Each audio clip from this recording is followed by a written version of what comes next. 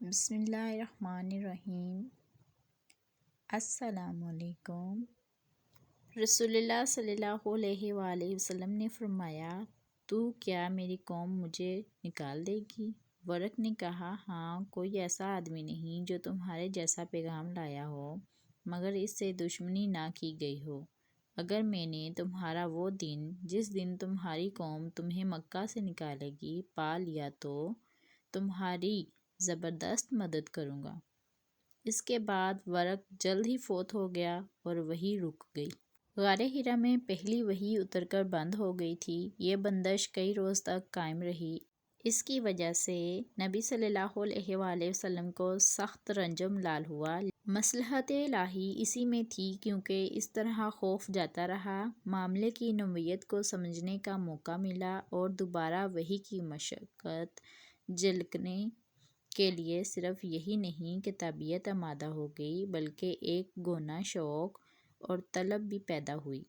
آپ صلی اللہ علیہ وآلہ وسلم دوبارہ وحی آنے کا انتظار فرمانے لگے۔ ادھر گوشہ نشینی کی باقیہ مدت پوری ہونے کے لیے آپ صلی اللہ علیہ وآلہ وسلم ورق کے پاس سے پلٹ کر دوبارہ غار حرا میں تشریف لا چکے تھے۔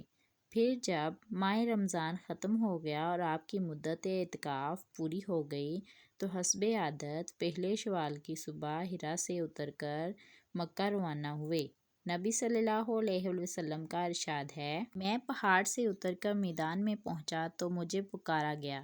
میں نے دائیں دیکھا تو وہاں کچھ دکھائی نہ دیا، بائیں دیکھا تو وہاں بھی کچھ دکھائی نہ دیا، پھر آگے دیکھا تو وہاں بھی کچھ دکھائی نہ دیا، پھر پیچھے دیکھا تو وہاں بھی کچھ نظر نہ آیا۔ اس کے بعد میں نے سر اوپر اٹھایا تو کیا دیکھتا ہوں کہ جو فرشتہ حرا میں میرے پاس آیا تھا وہی آسمان اور زمین کے درمیان کرسی پر بیٹھا ہوا ہے۔ یہ دیکھ کر میرا پورا وجود اس کے رعب سے بھر گیا، یہاں تک کہ میں زمین کی طرف جا جھکا۔ پھر میں خدیجہ کے پاس آیا اور کہا، مجھے چادر اوڑھ دو، مجھ پر کمبل ڈالو اور ٹھنڈے پانی کے چھینٹے مارو۔ انہوں نے کمبل اوڑھ دیا اور ٹھنڈے پانی کے چھینٹے مارے۔ پھر یہ آیات نازل ہوئیں، اے کمبل پوش، اٹھ اور لوگوں کو ان کی بدعملی کے نتائج سے ڈرا اور اپنے رب کی بڑائی بیان کر اور اپنے کپڑے پاک رکھ اور گندگی سے الگ تھلگ رہ۔ ان آیات کے اترنے کے بعد نبی صلی اللہ علیہ وآلہ وسلم دعوت تبلیغ کے کام میں لگ گئے۔ چنانچہ آپ کی قوم اکڑ اور بت پرست تھی۔ باپ دادا سے جو کچھ ہوتا آیا تھا اسی کو حق سمجھتی تھی۔ اس میں اکڑ اور تکبر بھی بہت تھا۔ نیز وہ اپنے معاملات کے فیصلے تلوار سے کیا کرتے تھے۔ اس لیے اللہ نے آپ صلی اللہ علیہ وآلہ وسلم کے لیے یہ راستہ چنا کہ تبلیغ کا کام خاموشی اور رازداری سے کریں اور صرف اسی کو مخاطب کریں جو بھلا، حق پسند اور قابل اطمینان ہوں، اور ان میں بھی سب سے پہلے اپنے گھر، قبیلے اور دوست احباب کو دعوت دیں۔ اس پروگرام کے مطابق نبی صلی اللہ علیہ وآلہ وسلم نے دعوت تبلیغ شروع کی تو کئی خوش قسمت لوگوں نے اسے لپک کر قبول کیا اور آپ پر ایمان لے آئے۔ ان میں سب سے پہلا نام حضرت خدیجہ کا ہے اور آپ کی بیوی ہونے کی وجہ سے آپ کے بلند اخلاق اور اعلیٰ کردار کو سب سے اچھی طرح جانتی تھیں۔ انہیں یہ بھی پتہ تھا کہ ایک آخری نبی کی آمد بھی ابھی باقی ہے۔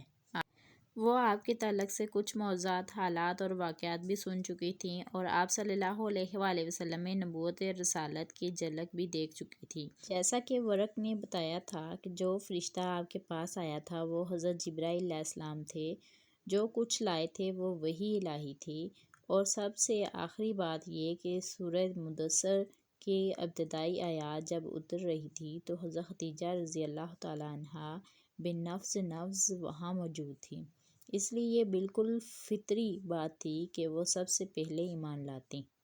ادھر ان آیات کے اترتے ہی نبی صلی اللہ علیہ وسلم اپنے جگری دوست ابوبکر رضی اللہ تعالیٰ عنہ کے پاس گئے اور انہیں اپنی نبوت اور رسالت سے آگاہ کرتے ہوئے ایمان لانے کی دعوت دی۔ انہوں نے بے کھٹک ایمان قبول کیا اور فوری تصدیق کرتے ہوئے حق کی شہادت دی۔ چنانچہ وہ اس امت کے سب سے پہلے مومن ہیں اور آپ سے 2 سال چھوٹے تھے اور آپ کا کھلا چھپا سب کچھ جانتے تھے۔